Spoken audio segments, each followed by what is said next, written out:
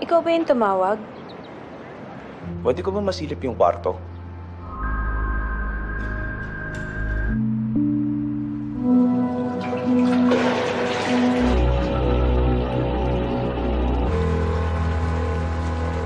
Nandito yung agency na pinapuntahan ko.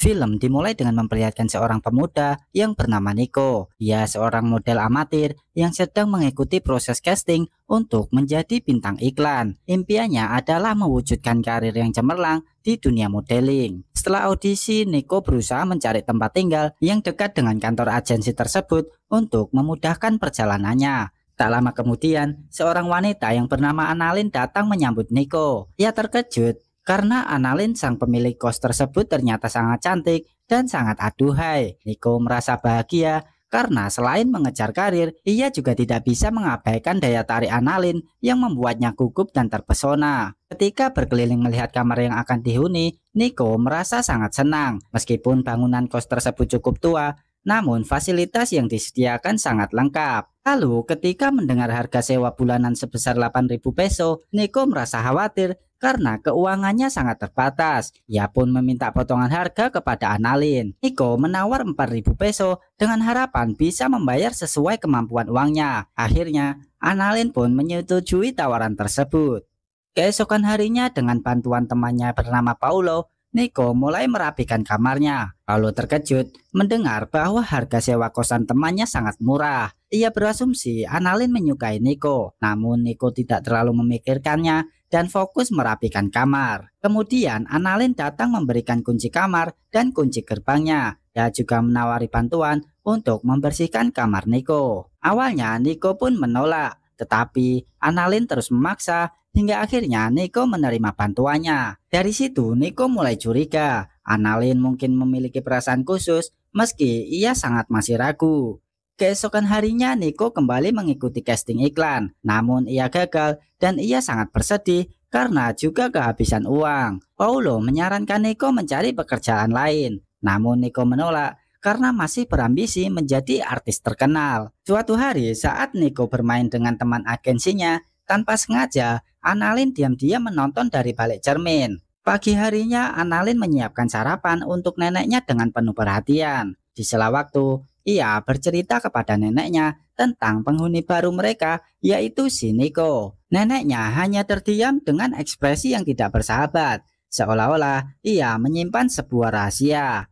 Di tempat berbeda, Nico dan Paulo kembali gagal casting. Setibanya di kos, Nico bertemu Annalyn di kamar mandi umum dan bertanya soal laundry karena semua bajunya telah dipakai. Annalyn menawarkan untuk menyucikannya. Awalnya Nico menolak, namun karena besok ada acara casting penting, ia pun menerima tawaran tersebut. Tak lama kemudian Nico mendapat telepon dari pacarnya yang bekerja di luar negeri. Pacarnya menawarkan pekerjaan, tapi Nico menolak karena merasa pekerjaan itu tidak sesuai dengan jiwanya yang sebagai seniman. Pacarnya khawatir karena Nico belum pernah lolos casting. Nico pun marah karena merasa diremehkan. Lalu pacarnya pun meminta maaf dan berjanji pulang minggu depan. Namun anehnya, Nico tidak merasa bahagia mendengar kabar itu. Keesokan harinya Nico kembali gagal casting. Paulo mengajaknya minum, namun Nico menolak dan memilih pulang. Saat di kos, Annalyn memberitahu bahwa pakaian Nico sudah dibereskan. Sebagai balasannya, Nico pun menawarkan Annalyn minuman dan mengajak untuk membobol lahan. Tapi Annalyn tiba-tiba kabur dan merasa malu dengan perasaannya sendiri, cuy.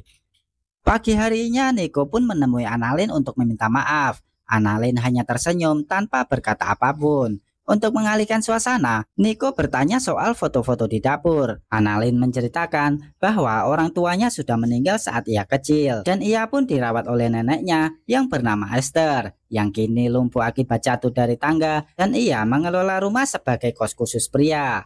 Saat Annalyn bertanya tentang keluarga Nico, ia menjelaskan bahwa hubungannya dengan orang tuanya kurang harmonis. Mereka selalu membanggakan kakaknya yang menjadi arsitek dan selalu meremehkannya. Sebagai bentuk terima kasih, Niko menggambar bunga mawar hitam di tangan Annalyn. Saat itulah Annalyn tiba-tiba mencium dan membuat Niko terkejut dan lalu pergi. Annalyn merasa diabaikan dan emosinya memuncak ketika kembali melihat Niko beradegan dengan orang lain. Dalam kekesalannya, Annalyn curhat kepada neneknya tentang perasaannya terhadap Niko. Keesokan harinya, Annalyn menemui Niko untuk menanyakan siapa yang beradegan dengannya. Ia merasa patah hati dan mengakui bahwa dirinya tidak pantas memiliki Niko. Namun di situ Niko hanya terdiam.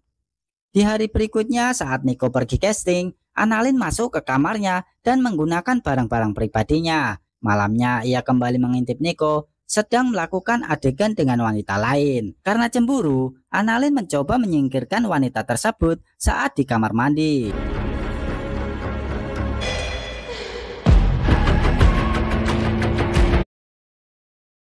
Beberapa hari pun berlalu. Seorang wanita bernama Catherine, ternyata tunangan Niko datang dari luar negeri. Annalyn mengintip aktivitas mereka dari jauh dengan wajah yang sangat dingin. Tak lama kemudian, dua polisi datang mencari Niko karena salah satu teman adegannya sedang hilang.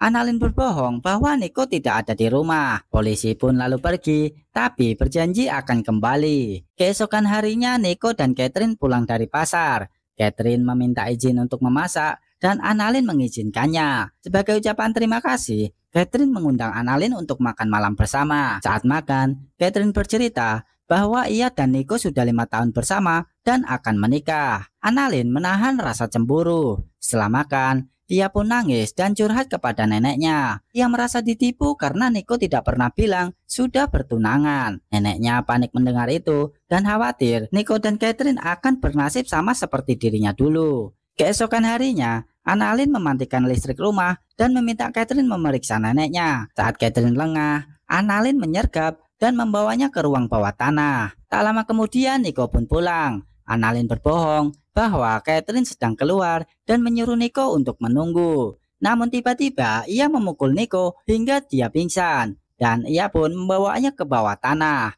Annalyn kemudian berdandan dengan gaun pengantin dan menemui mereka. Ia menyatakan cintanya kepada Niko dan menuduh mengkhianatinya. Dan akhirnya Annalyn pun menghabisi mereka berdua.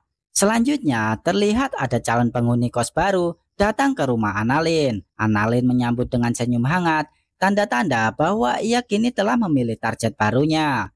Dan film pun selesai.